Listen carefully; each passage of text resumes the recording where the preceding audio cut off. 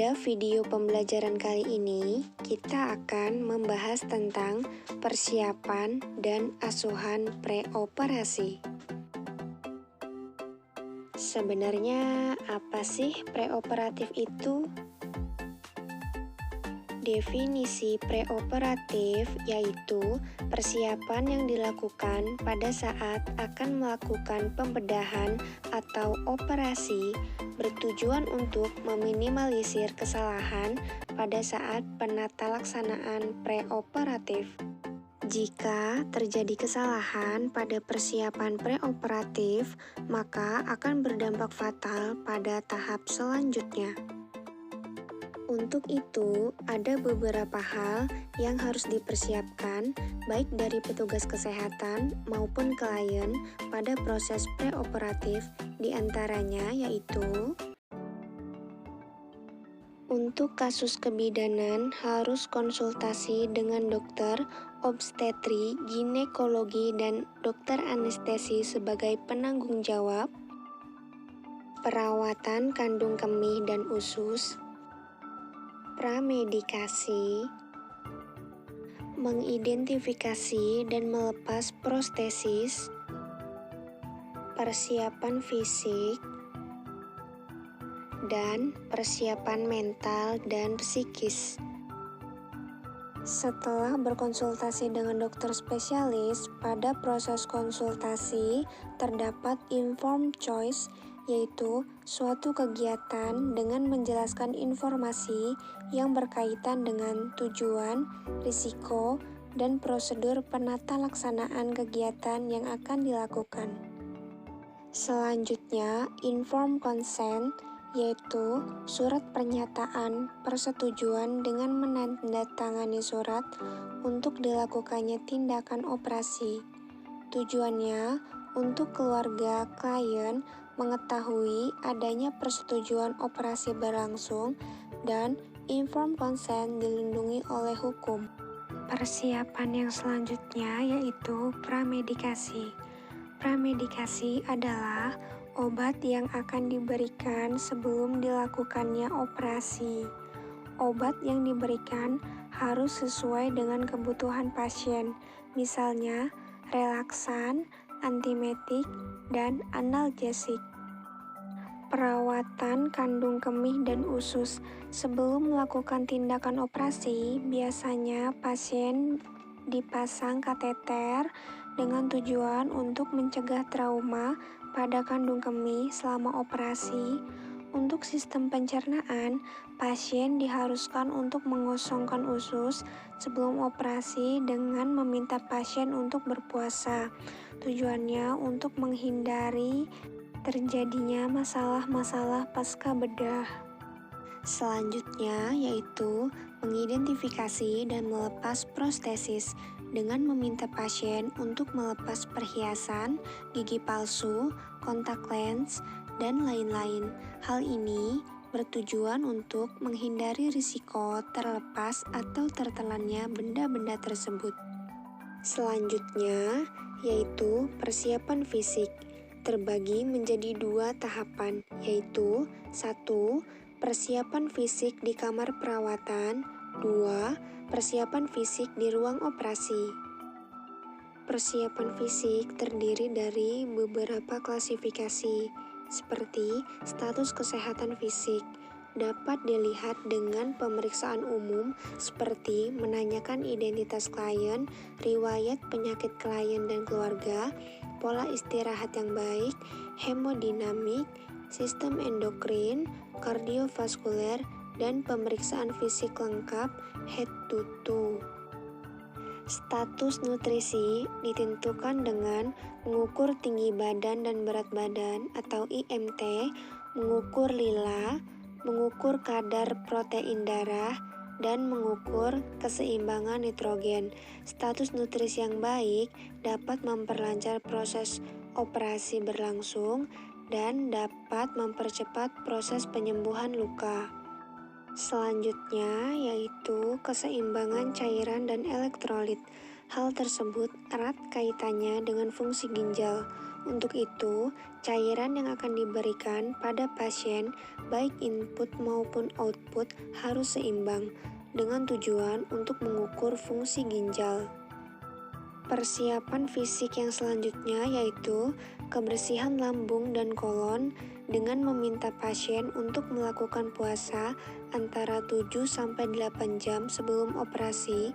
Tujuannya untuk menghindari aspirasi masuknya cairan lambung ke paru-paru dan menghindari kontaminasi feses ke area pembedahan dan untuk menghindari infeksi pasca bedah. Pencukuran daerah operasi ditujukan untuk menghindari infeksi pada daerah yang dilakukan pembedahan karena rambut dapat menjadi tempat bersembunyinya kuman dan dapat mengganggu proses penyembuhan luka pasca bedah. Selanjutnya yaitu personal hygiene. Tubuh yang kotor dapat menjadi sumber kuman dan bakteri yang dapat menyebabkan infeksi. Karena itu, personal hygiene sangat penting, terutama pada pasien seksio-cesarea dapat melakukan hygiene dibantu oleh keluarga dan dapat dilakukan di tempat tidur. Namun pada pasien yang mengalami gawat darurat, personal hygiene boleh dikesampingkan terlebih dahulu. Selanjutnya yaitu pengosongan kandung kemih. Dengan melakukan pemasangan kateter, selain untuk mengosongkan kemih, pemasangan kateter juga diperlukan untuk mengobservasi keseimbangan cairan atau balance cairan. Selanjutnya yaitu latihan praoperasi dengan latihan napas dalam, bertujuan untuk meminimalisir risiko pasca operasi dan untuk mengurangi sesak nafas dengan teknik relaksasi agar suplai oksigen dapat berjalan secara maksimal ke otak. Selanjutnya yaitu latihan batuk efektif, bertujuan untuk mengeluarkan sekret yang menyumbat jalan nafas dengan memberi edukasi pada pasien yang mengalami pembedahan dalam waktu yang lama. Karena proses operasi yang lama akan berisiko terjadinya peningkatan sekret, untuk itu perlu mengajarkan batuk efektif pada pasien pasca bedah. Selanjutnya yaitu latihan gerak sendi, bertujuan untuk mempertahankan fleksibilitas dan kekuatan otot, mempertahankan fungsi jantung dan pernapasan, serta mencegah kontraktur dan kekakuan pada sendi. Contoh gerakannya yaitu fleksi, ekstensi, aduksi, abduksi, oposisi, dan lain-lain. Selanjutnya yaitu persiapan pemeriksaan penunjang, seperti pemeriksaan radiologi dan diagnostik. Contohnya, foto toraks dan abdomen, foto tulang, USG, computerized tomography scan atau CT scan, magnetic resonance imaging atau MRI, sitoskopi, mammografi, colon in loop atau CIL, elektrokardiografi atau EKG, dan lain-lain. Kemudian terdapat pemeriksaan laboratorium terdiri dari pemeriksaan darah, yaitu untuk mengecek kadar hemoglobin, laju endap darah atau LED, protein total, elektrolit seperti natrium, kalium, dan klorida, angka leukosit dan limfosit, dan pemeriksaan sumsum tulang untuk mendeteksi adanya kelainan darah.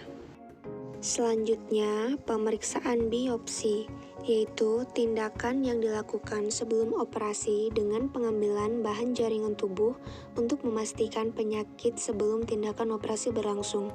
Contohnya, memastikan apakah penyakit tersebut tumor ganas, jinak, atau hanya berupa infeksi kronis saja. Kemudian, ada pemeriksaan kadar gula darah atau KGD, bertujuan untuk mengetahui kadar gula darah pasien dalam rentang normal atau tidak. Untuk pengecekan KGD, pasien diminta untuk berpuasa selama 10 jam dan melakukan pemeriksaan KGD 2 jam postprandial. Persiapan mental. Tindakan pembedahan merupakan ancaman potensial yang dapat membuat reaksi takut, stres fisiologis maupun psikologis pasien.